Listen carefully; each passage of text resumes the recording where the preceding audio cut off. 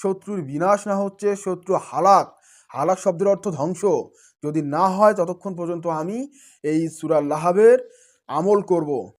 আর আপনি যখন আমলটি শুরু করবেন তার আগে আপনাকে 11 বার দরুদ শরীফ পাঠ করতে হবে। পশ্চিম অর্থাৎ কেবলার দিকে মুখ করে বসবেন।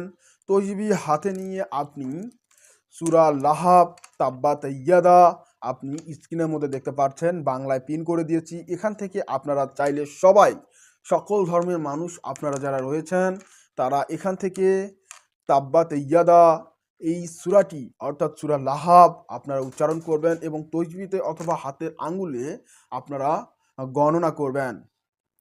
এই সূরা মূলত আপনাকে 100 বার উচ্চারণ করতে হবে, অর্থাৎ এক মালা গুনতে হবে, তাও আবার এক বৈঠকের মধ্যে।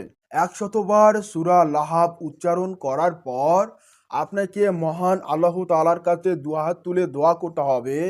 দোয়াটি এরকম হবে, হে মাবুদ, এই সূরার বরকতে অমুকের ছেলে অমুককে হালাক করে দাও অথবা ধ্বংস করে দাও। এভাবে আপনি দোয়া করবেন। 7 বার অথবা 14 বার আপনি মুনাজাত করবেন। করার পর আপনি মুনাজাতের শেষে 11 বার দরুদ শরীফ পড়বেন। দরুদ শরীফ পড়া হয়ে গেলে আপনি আজকের মতো কাজটি সমাপ্ত করুন। এভাবে আপনাকে প্রতিনিয়ত করতে হবে, তবে আপনি 1 থেকে 3 দিনের মধ্যে রেজাল্ট দেখতে পারবেন।